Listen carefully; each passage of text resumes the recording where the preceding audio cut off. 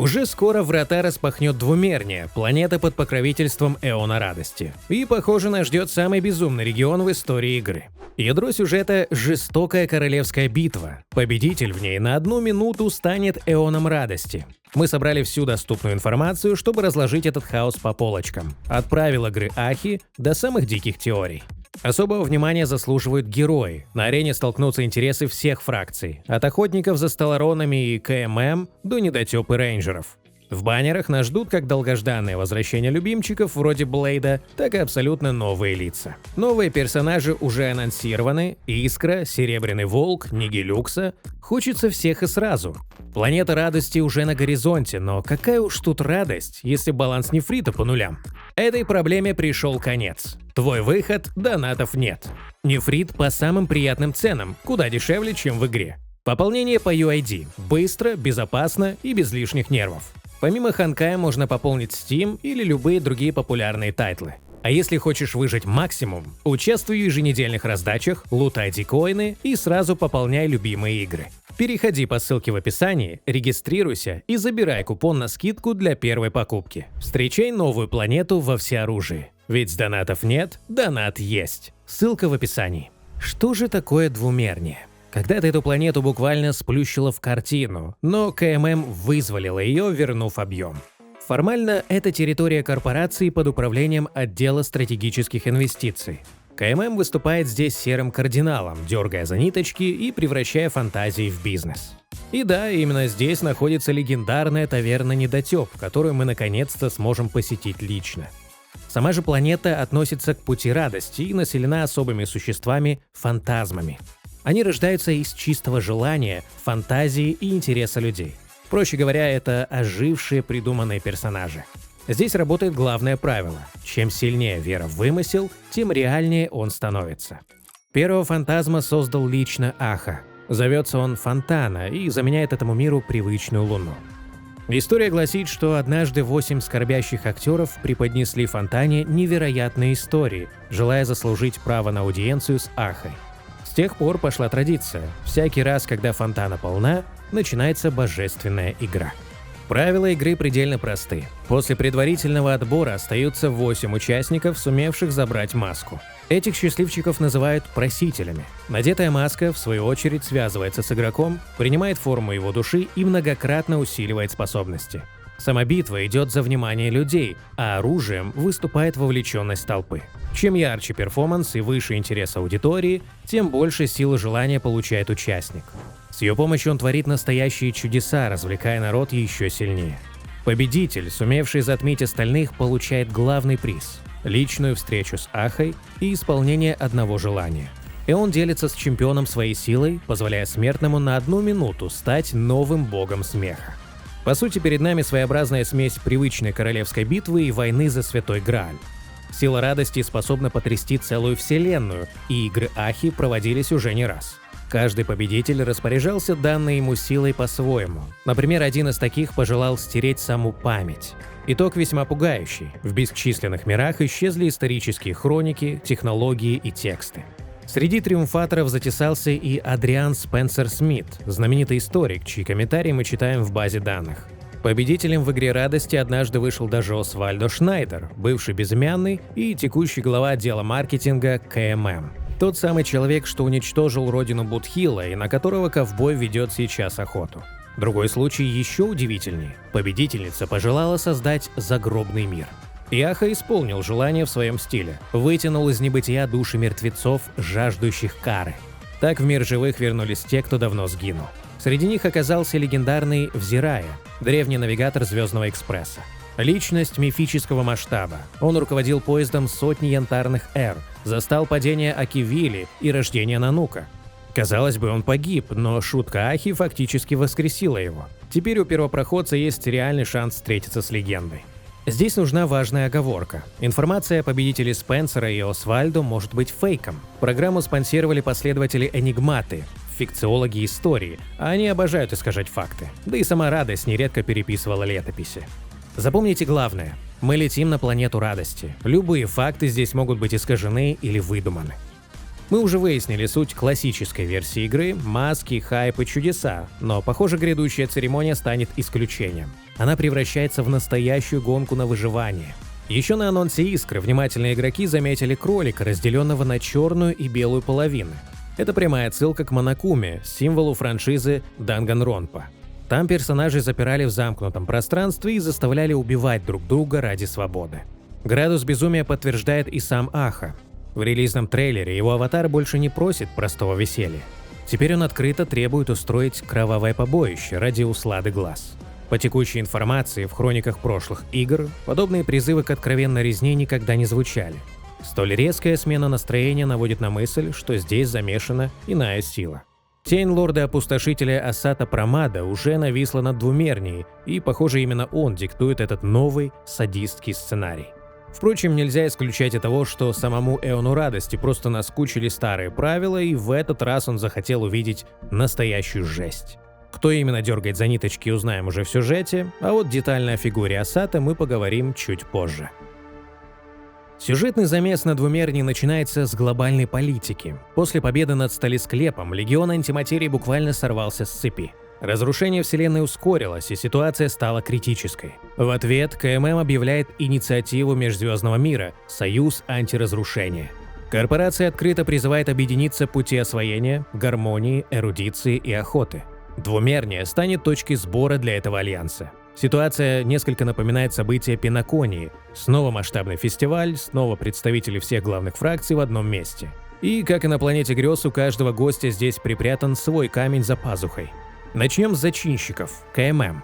На Двумернию отправляется Жемчуг, одна из 10 каменных сердец.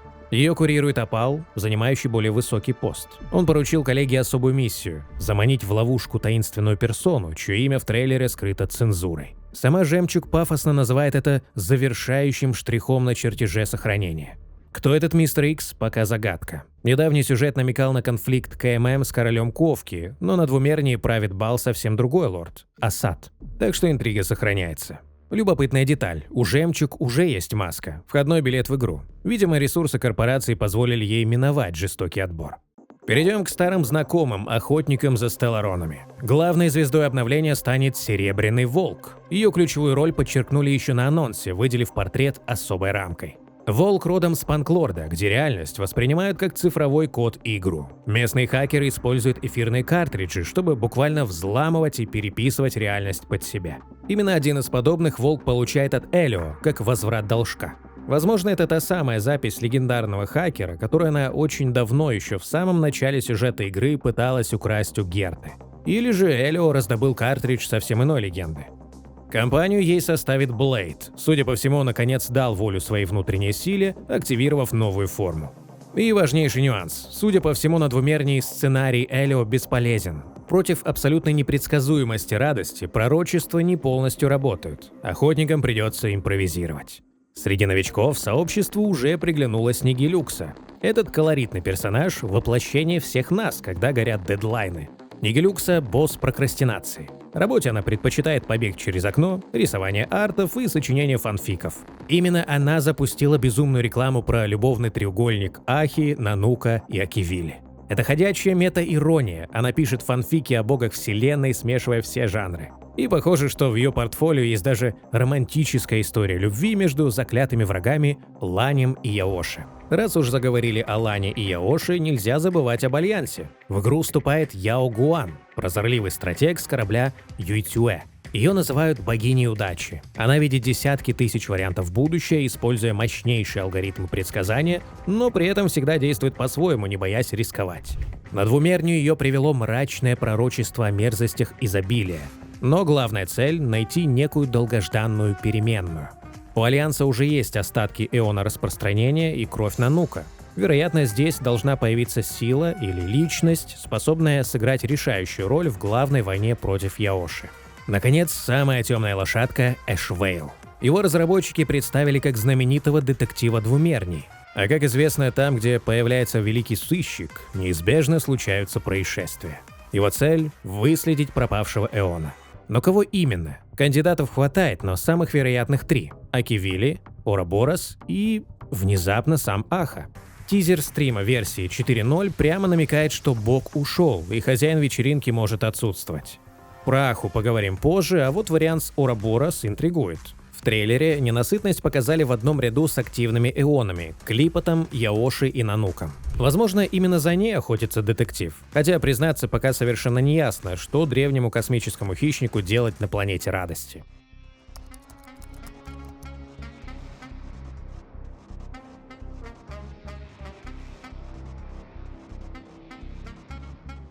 Тема Ouroboros тянется и к другим героям. В трейлере засветилась Жуань Мэй. Она давно изучает левиафанов, пытаясь выяснить, куда исчезла ненасытность.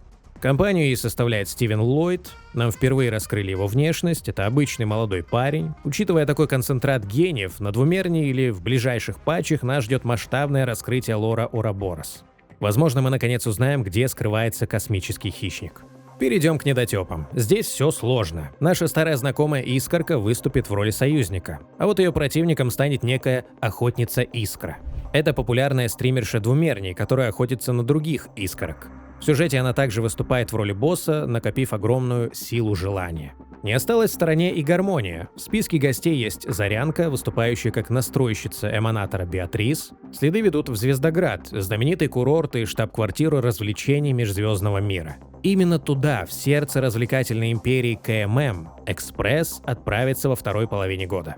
Напоследок о полных загадках. Во-первых, мечница с лисьими ушами – альтернативная версия Сакуры из Ханкай Импакта. Пока известно лишь ее имя – Эванесса. Во-вторых, таинственная девушка-рейнджер в костюме горничной. Она замечена в компании Будхила и Рапы, которые, к слову, тоже прибыли на планету радости. Кто она и какова ее роль в отряде, неизвестно. И в-третьих, еще одна неизвестная женщина, лишь мельком мелькнувшая в трейлере. Итого, помимо известных лиц, нас ждут как минимум 2 новых героя. Сюжетных линий и персонажей так много, что запутаться проще простого. Поэтому мы составили таблицу с кратким досье на каждого участника. Кто, откуда и зачем прибыл. Она будет обновляться по ходу истории.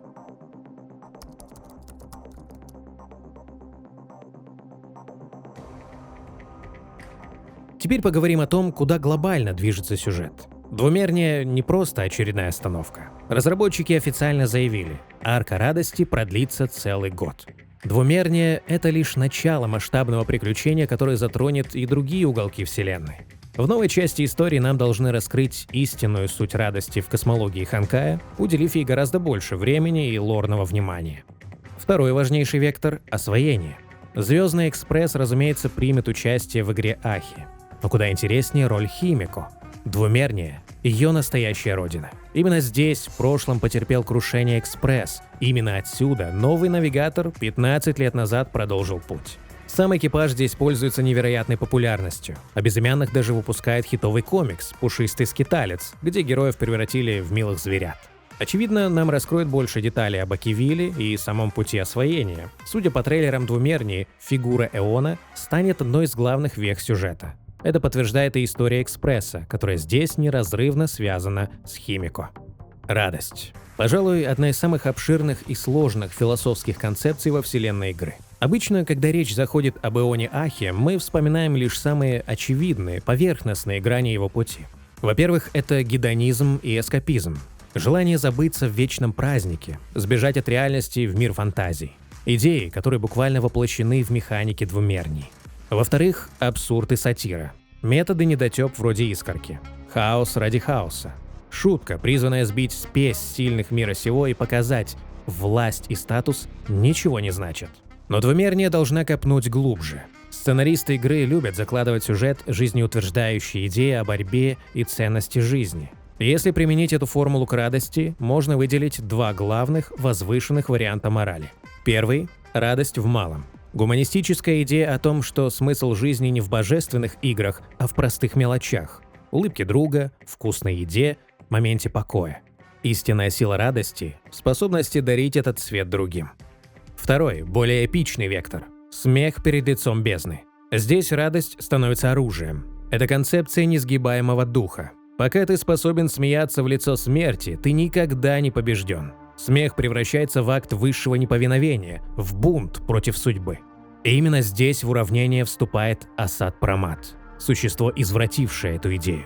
Он воплощает собой антирадость. В его глазах смех – это не бунт и не жизнь, а привилегия палача. Философия Асата проста и жестока. Последним смеется тот, кто сжигает сцену вместе с актерами. Асат упивается чужой болью. Любую борьбу он считает затянувшимся, скучным анекдотом, просто глупостью. Этот лорд-опустошитель находит истинную радость лишь в самом процессе уничтожения. Асат не полагается на грубую силу. Он играет в шахматы, где фигурами служат живые существа. Его облик напоминает сюрреалистичный кошмар. Вместо головы – фиолетовая рука. Над ее ладонью парит 20-гранный кубик. И этот кубик всегда выбрасывает одно и то же число. Словно насмешка над самой концепцией случайности радости. Интересно, что разработчики втихую переписали часть его лора, изменив текст завета Асата между патчами. В старой версии Асат представлял уставшим пенсионером. Он жаждал тишины и мечтал опустить занавес, утомленный спектаклем жизни. Такой злодей просто выключил бы свет на двумерней. Новый текст рисует иную картину. Теперь Асат – циничный театральный критик и садист. Он называет происходящее пресным и скучным, заявляя, что не может сдержать смех, пока сотни тысяч рыдают. Асат Прамат стал настоящим разрушителем радости. Его тактика – превращать войну в злую шутку. Однажды он потратил 100 лет, медленно продвигая войска. Все ради того, чтобы линия фронта сложилась в фразу «разрушение – это конец смеха». А уничтожив планету, он выжигает на ее поверхности гигантский смайлик. На двумерней грядет битва философий. Аха утверждает, смех – это жизнь, исключительное право разумных существ. Способность видеть юмор даже перед лицом ледяной пустоты. Для Асата же смех не более чем агония. Предсмертный хрип обреченного. Он прибыл, чтобы превратить карнавал радости в хоррор и упиваться отчаянием тех, кто верил в счастливый финал. Главная проблема сюжета – паранойя. Мы не знаем, где враг. Асат Прамат не пойдет в лобовую атаку, он скроется среди знакомых героев. Даже последний трейлер расколол сообщество игроков. Кто это существо на экране? Аха? Или Асат, принявший чужой облик? Оно жаждет крови. И что самое подозрительное, говорит об Окивиле теми же словами и интонациями, что и лорд-опустошитель. Просто сравните.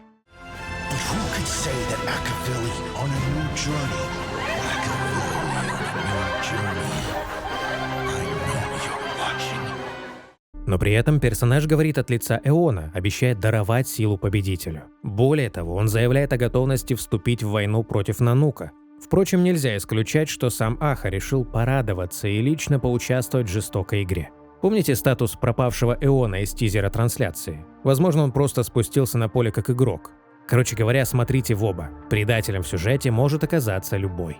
И разработчики лишь подливают масло в огонь. В описании ролика указаны актеры озвучки всех персонажей, но голос нашего Ахи Асата намеренно проигнорировали, словно подтверждая слова из трейлера «Угадай, кто я сейчас».